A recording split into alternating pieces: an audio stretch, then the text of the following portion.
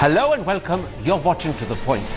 With differences between Mulayam Singh Yadav and his son Akhilesh threatening division and suggesting discord, is the Samajwadi Party in danger of fracturing? And will this diminish, if not decimate, its prospects in the forthcoming UP elections? Those are the two key issues we shall tackle today. My guests are the well-known Lucknow-based journalist Sharad Pradhan, a senior leader of the Bharatiya Janata Party, Sudhanshu Mittal, BSP spokesperson Sudhindra Bhadoria, Congress spokesperson Ajay Kumar, and Samajwadi Party spokesperson Rajiv Rai. Mr. Rai, UP Chief Minister Akhilesh Yadav has announced that he will start his Samajwadi Vikas Rath Yatra on the 3rd of November, and that is just 2 days before the grand celebration his father, Mulayam Singh, is planning for the party's silver anniversary. Now, clearly, Akhilesh is going to miss his father's celebration and in fact intends to do so. Isn't this undeniable proof, if proof were needed, that there are differences, if not perhaps a split, between father and son? Let me make it very clear, Karan. Chief Minister has not said he is not going to participate in that function. There is no difference between the father and son. There is no difference between any of our senior leaders.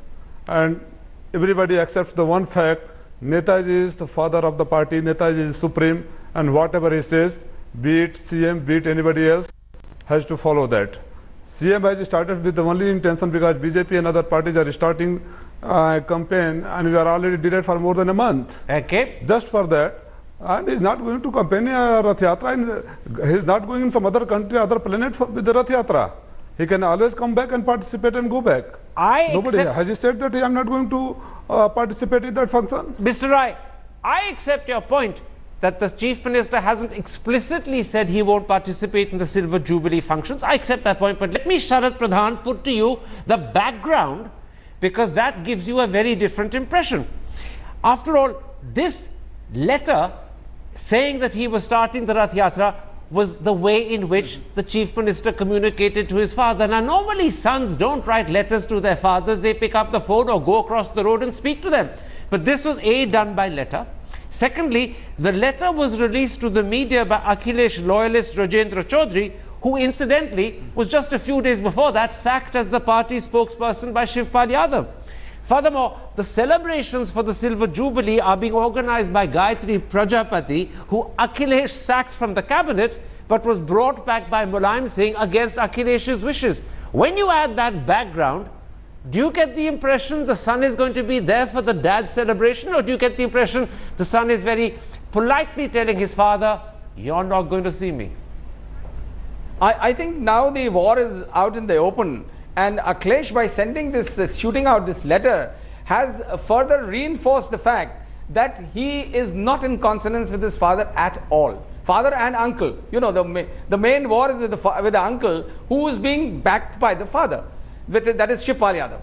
And now the trouble arises because Akhilesh has now made it very clear that he would not like to participate in anything which has to do with the Gayatri Prajapati.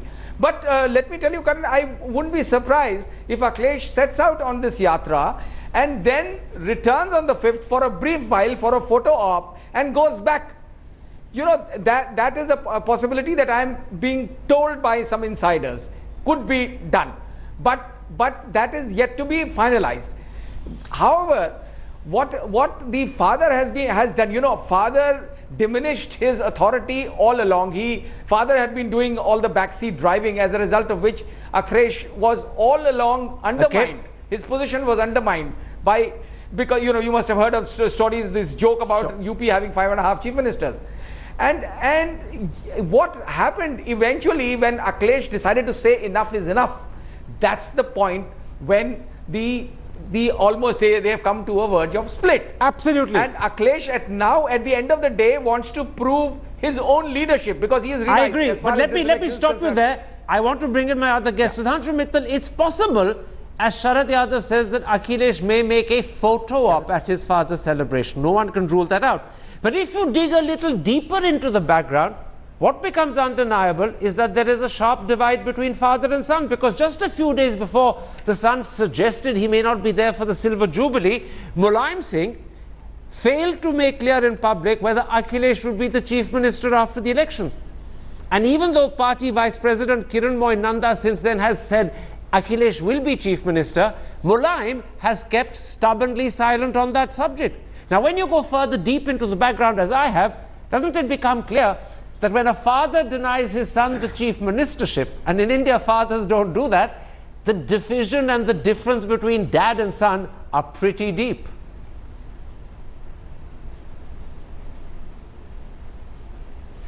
Karanji, you are absolutely to the point. Now, who's this Kiranmoy Nanda? Some obscure person from West Bengal making an announcement which has no relevance. What is critical is that there is the feeling in Mulayam Singh that he's the one who's a vote catcher. And this is Johnny come lately who's piggy-ridden him and now is trying to assert himself. There are two statements of Mr. Mulayam Singh which are really very critical.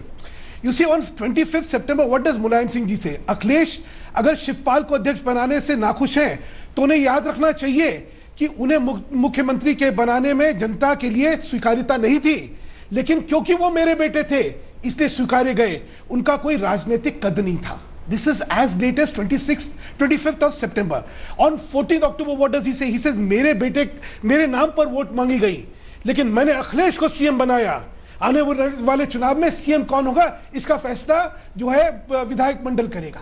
Now he makes it clear, A, that I am the man, I am the vote catcher, you are a novice, you are nobody.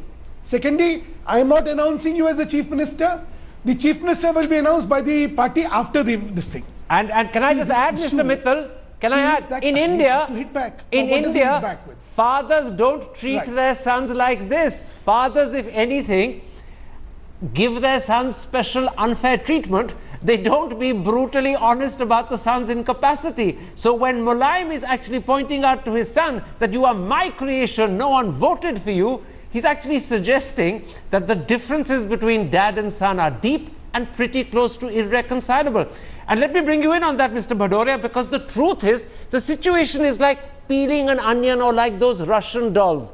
Because when you peel one stage further, you discover before these lot of problems happened, this whole matter started when suddenly Akhilesh was removed from the state presidency.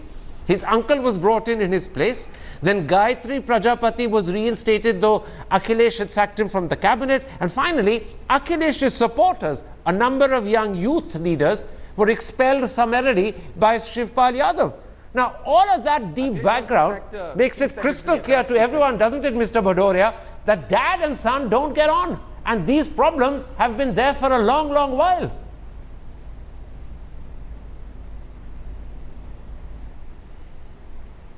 Hello. Go ahead, Mr. Can you Bhadoria. hear me? I've just lost the voice. Yeah, now, can I come? Yes, please, I'm waiting for you to speak. Hello. Oh, we clearly... Okay. Now, let me say this, that this difference between Mulayam Singh and Akhilesh Yadav is nothing new. Akhilesh Yadav had been from times earlier, you have seen in so many statements of Mulayam Singh, been ridiculed by him, and he had said that Akhilesh has not been able to deliver.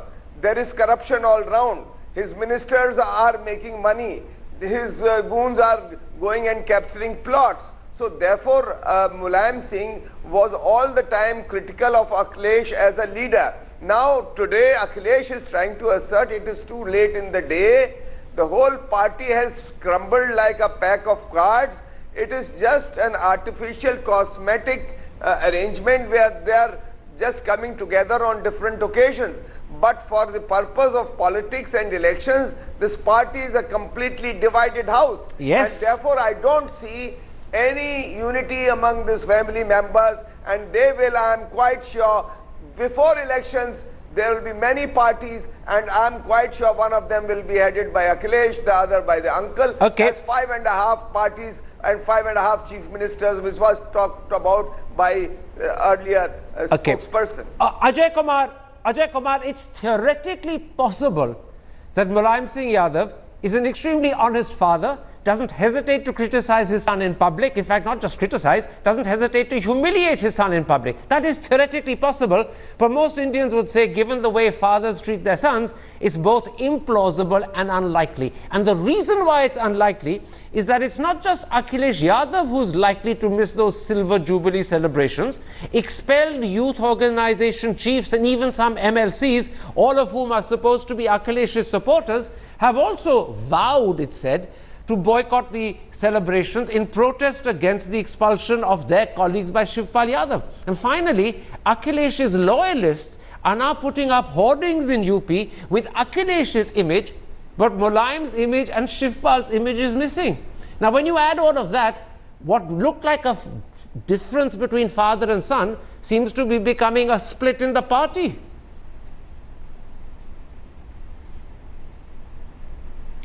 So, Karan, the fact is that the fissures between Mr. Mulayam Singh Yadav's camp and Mr. Akhilesh Yadav's camp is becoming deeper and deeper. There are other players like, you know what Mr. Amar Singh's role has been and what are the comments which have been coming out. Strangely, because the last election when the Samajwadi party won, Akhilesh Yadav was the main, at least in terms of campaigning and everything else, he led the campaign. People of UP thought that there was a young person and they could identify, and they ran a brilliant campaign irrespective of whatever we might say about it. Now what is happening is, I think Mr. Mulayam Singh Yadav probably, if you can read the tea leaves, has decided that no, he should be the CM candidate, and that is the only way others like Shivpal Yadavji and everybody else is going to keep quiet. Now that's what we can understand.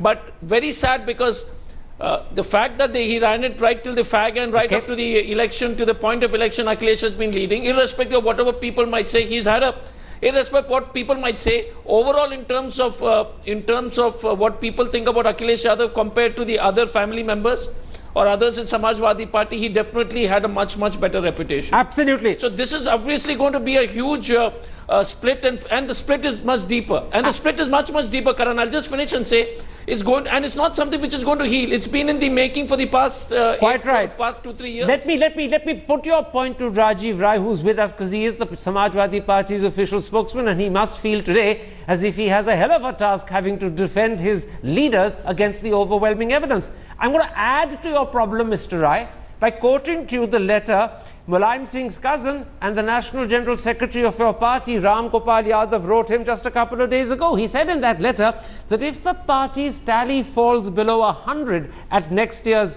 elections, and at least one poll by our channel suggests that's possible, then Ram Gopal Yadav says the blame will be squarely Mulayam Singh Yadav's. And that indicates that it's not just a problem between father and son, which many members of the party are now taking sides over. It suggests that the split in the family is dividing the family itself. On one side, you've got Akhilesh, Ram Gopal Yadav, several youth leaders and MLCs. On the other, you've got Mulayam, Shivpal, Jaitley, Prajapati and Amar Singh. You're literally cut in half. Karan, let me again reassure you, I am very comfortable defending my party's view, because absolutely there is no problem. Before I reply to your points, I would like to revert to Mr. Sudhanshu Mittal's statement. I don't know what position he holds in his party and from which state, I'm sorry to make this statement, from which state he belongs to, but let me remind him, let me bring it to his notice. Mr. Kanhaiya Nanda is the senior most person after Netaji in our party. He is the national vice president, he is the member Rajya Sabha from Uttar Pradesh, and he has served for 30 years as a minister, cabinet minister in West Bengal government. So let him not make this kind of a statement, obscure person from West Bengal. If you go any other state, it might be called about you. But don't make a statement can I interrupt which you, is Mr. Rai? Personal in nature. Can I interrupt you? The point Mr. Mittal was making is that if someone was needed to correct the impression given by the father that the son won't be chief minister, then that person should have been the father himself. But the father has kept doggedly and stubbornly silent. No, as far as the father is concerned, he hasn't gone back on his position Karan, that the CM will be decided after the polls. Instead, a relatively unknown gentleman described as your party's vice president, Kiran Moy Nanda, made that point, which is why Mr. Mittal correctly says, how much value and credibility can be attached to Kiran Moy Nanda when the dad keeps silent? That's the point. It's the problem is between dad and son, and the dad won't step in to correct the impression. I'm coming to this point, Karan. Can you remember that before 2012 election, Mr. Mulayam Singh ever said that Akhilesh Yadav is going to be CM? When he made this statement, it was merely a procedure. It is this thing he was quoting that after election, the party MLAs will be electing this exact precisely. This is what happened after 2012. When the confusion started, it's one thing not to say your son will be CM when he's just an ordinary MLA. It's another thing to say he won't be CM when he's the sitting CM.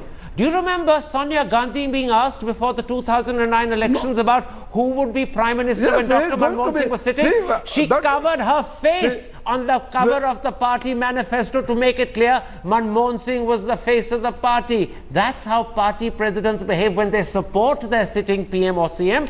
Your Chief Minister was not supported by his dad. His dad did the opposite of Sonia Gandhi.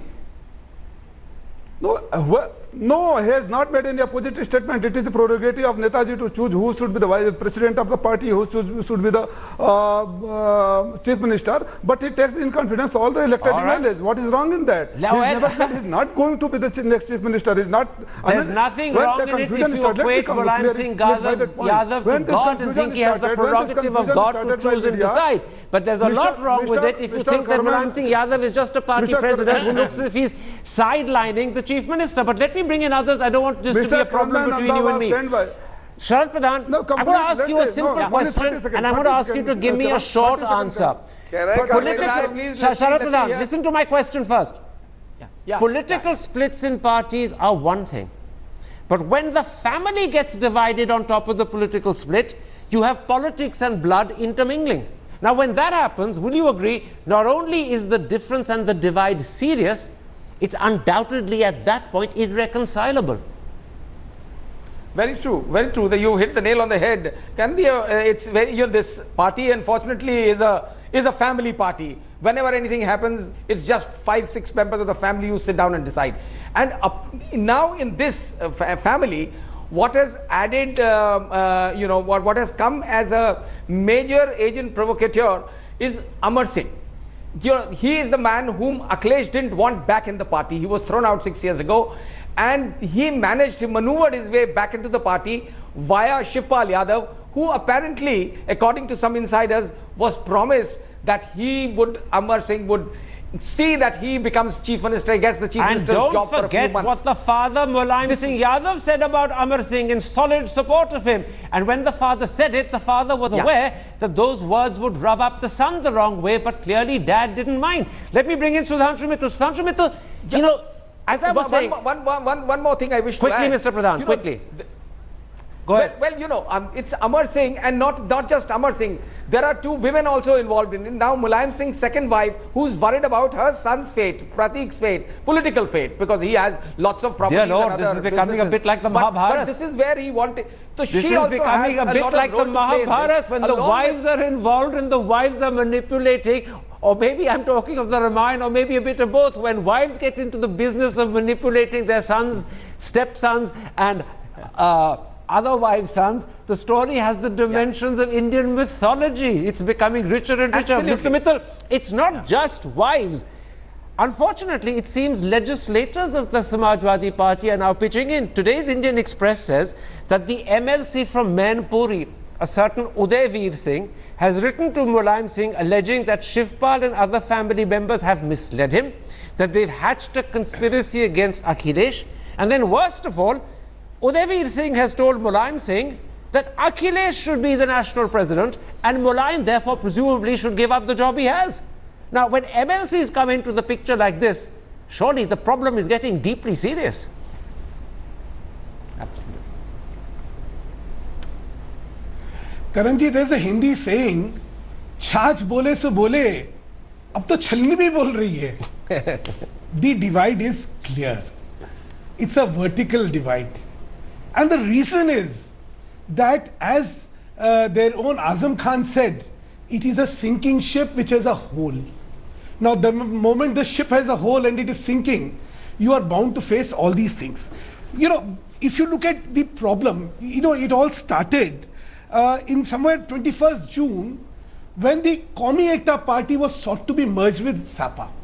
Now, Akhilesh wanted his image to be larger than the image of the party, and he said, no, no, no, I will not permit this to happen.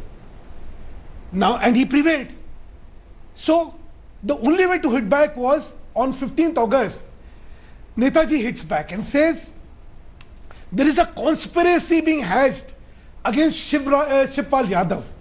And those who are conspiring must remember, Shivpal agar gaye, to khair aa jayegi. Now, what is the way for Mr. Akhilesh to hit back? 12 तारीख को he sacks the ministers without even consulting Mr. Mulayam Singh Yadav. What does Mulayam Singh do? He appoints Shivpal as president without even informing and sacks Akhilesh as president.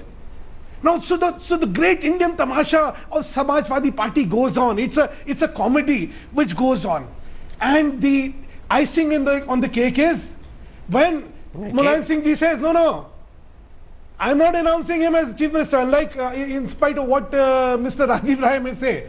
No, he's not going to be the chief minister. I will decide, and the party will decide after the elections is over. Absolutely. What does Mr. Akhilesh Yadav do? Poor man says, okay, then I am going for my campaigning, because I am seeing a vertical divide. He is saying, I am bigger than your party, you have a bad image, I am a good man, I have given good governance, I have not permitted criminals to be a part of the party, I have not been corrupt, though everybody has been corrupt, I have sacked corrupt ministers, but you have not permitted me to do that. So what I am saying, I am you're on a roll, and I hate to interrupt you, but I have to take a break. But I'm going to make one little point. You were kind enough and generous enough to call the Samajwadi Party confusion a comedy. The problem is, it's probably a tragedy, not just for the family, but for the Samajwadi Party. We're discussing the war in the Samajwadi Party Parivar. Rajiv Rai, can you accept that with polls suggesting that when the elections happen in UP, your party is going to come third, that this split in your party, this divide in the ruling family is happening at the worst possible time, and its consequences in terms of the election outcome could be devastating? Karan, let me once again reiterate my statement.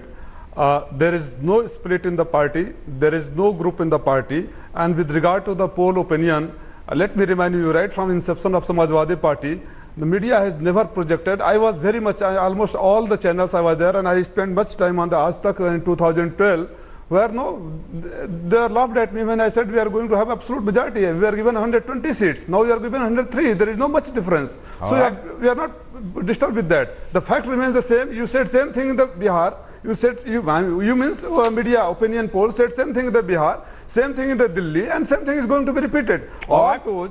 अब मैं सुधांशु मित्तल साहब का क्या बोलूं? उधार के सिपाहियों से लड़ाई लड़ने वाले, they are poaching leaders from other parties who don't have even a face for the CM. They are so much worried about our infighting. Let me say this. I give you 10 out of 10 for bravery. The audience will judge how much you deserve for the conviction with which you speak and whether you're convincing as well. That's for the audience to judge, but I'll give you 10 out of 10 for bravery. Mr. Mittal, the problem is that the misfortunes befalling the Samajwadi could actually translate into a problem for your party as well. Because if UP's 20% Muslims decide that the Samajwadi is not a party they should vote for, it's possible they may cross over wholesale to Mr. Bhadoria's party. And if that happens, on top of the 21% Dalits voting for Mayawati, if she'll get 19% Muslims, she'll be home and dry. You will stay where you are.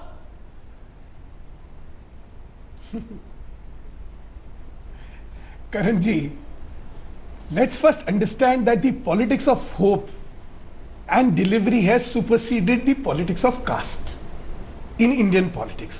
B, there are just two issues before the people of UP. One is the Gundai and the other is Bhrashtachar. Sapa represents the Gundai and Mayawati ji is the epitome of Bhrashtachar. Thirdly, for the sake of the caste dynamics, let me also tell you that there are only 136 constituencies in UP where this combination of Muslim Dalit is critical. Okay. And lastly, राजनीति में 2 और 2 4 नहीं होते. ये जो पंडित है 2 और 2 4 के, God save us from these ji pundits. कभी कभी राजनीति में दो और दो 22 भी बन जाते हैं, लेकिन मैं आपको कह रहा हूं कि आपके केस में दो और दो neither 4 बनेंगे nor 22 बनेंगे. That's the problem. Oh, we've lost Mr. Bhadoria at that particular moment. The screen has gone blank. You're back with us. Mr. Bhadoria, let me put it like this. The question I put to Mr. Mittal suggests that there is an opportunity for your party to get the 19% Muslim vote that used to go to the Samajwadi party. But with major Brahmin and Dalit leaders deserting Mayawati, and they're deserting in droves, you don't look like an alternative that the Muslims would want to vote for. So you've got an opportunity that comes from the Samajwadi party's misfortunes, but chances are that opportunity may miss you completely. You won't capitalize on it. Let me tell you from Bihar and from Delhi that it was Manjhi who deserted Mr. Nitish Kumar. Here, Krishna Tirath had deserted Congress, and so many Aam Aadmi party leaders deserted the Aam Aadmi. But look at the list of people who've deserted Mayawati. Brajesh Pathak, Swami Prasad Maurya, Jugal Kishore, R.K. Chaudhary, Dinanath Bhaskar, Jagdish Rana. No, doesn't matter. They are non-entities. And let me also come to this. Please let me come to this. That Mr. Kesarisrinath Tripathi, who was the Speaker of the UPA Assembly in 2004, tried his best. He poached almost 2-3 dozen MLAs from the BSP. But yet, we won with a thumping majority in 2007. And let me say this, Mr. Modi will be questioned, what has he done for the farmers? All right. He has promised your answer is history will repeat itself in your favor. 2 crore jobs. Remember, what about 15 lakh rupees to the remember what black Karl money Marx to said the about citizens. history So repeating. He says first it happens as tragedy, the second time around it happens as farce. So if you're really relying on history repeating itself, remember Karl Marx's warning, it might end up a farce. But you know, Mr. Ajay Kumar, the only other party that could benefit from the misfortunes of the SP if the Muslims decide not to vote for SP is yours. But look what happened to you today. Your former Congress president in UP waltzed out of the party straight into Mr. Mittal's embrace. Metaphorically speaking, of course. And that's why you're not in a position to benefit either. I mean, Rahul may have carried out a great yatra. He may have made grand promises. But if Rita Bahuguna Joshi is leaving you for the greener pastures of the BJP, why would anyone come to you? You know, Karan, whether it is Rita ji, whether it's her brother Vijay, Mr. Vijay Bahuguna, whether it's Hemanto Biswal, all of them left for their personal ambition. You know, Mr. Biswal and Mr. Bahuguna wanted to become the chief minister. See where they are. But remember, Mr. Biswal brought the BJP to power. Right? Mr. Khendu has brought the BJP to power. Arunachal Pradesh. Mr. Bahuguna in Uttarakhand brought your government down. It's only the courts that restored it. So remember, they may have left because of their ambition, but that ambition suited the BJP, not Congress.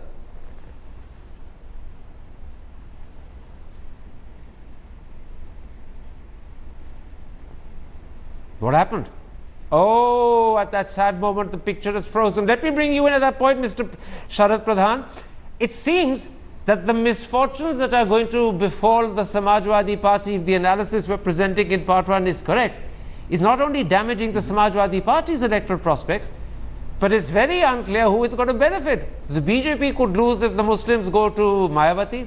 The Muslims may not go to Mayawati because she's got problems, because she's losing leaders. They may not go to Congress because Congress is losing leaders as well. What you're ending up with, the situation in UP suggests that in fact it's going to be very messy, very unpredictable, and not of great benefit to anyone. Oh, well, you know, the Muslims are a very crucial factor in this election because that's the largest floating vote this time. And Muslims have been disillusioned with Mulayam for various reasons after the Muzaffarnagar riots, the poor handling of the Muzaffarnagar riots. And now that Samajwadi party is clearly, after it is turned into a divided house, it clearly appears to be a sinking ship towards which Muslims are bound to desert. And there is every reason for Muslims to drift in a larger number to the BSP. Because Congress, they would have, a small number could have gone to the Congress, unless, you know, Rahul Gandhi keeps on putting his foot into the mouth, like using the Dalali words and all that stuff. You know, that is what has brought Congress graph as far as Muslims are concerned, because they start looking at it as a party which I'm is bringing not- you to a close because Now, I'm running out of time. But very quickly, in a word, I want you to answer one thing for me. Are you therefore in agreement that the situation is becoming not just unpredictable, but messy and not likely to benefit anyone? A quick yes or no to that, Mr. Pradhan. No, well, I still see that Muslims going in a bigger way to Mayawati, because Mayawati continues to have the largest base vote, despite her smaller That's a leaders very clear deserting answer. her. I'm stopping you because I think it's only fair that the last word should go to Mr. Rai. Mr. Rai has been in the dock, facing fire from everyone. Mr. Rai, the last word is yours. Can you cut everyone else's voice? I think it's fair Mr. Rai should speak without interruption. But only 20 seconds, Mr. Rai, and only because you're in the dock. No, I will not interrupt. Karan, the only thing I was expecting you and Mr. Sudhanshu Mittal was making a statement about the caste politics there, to ask him what was the base for Mr. Maurya and why he was brought in, how many constituencies Maurya votes are there, what was his consideration to make him the president. Okay, Mr. Rai, you don't want to defend your party, you don't want to defend Mulayam Singh Yadav, instead you want to attack Mr. Mittal. Maybe in these circumstances, attack is the best form of defense.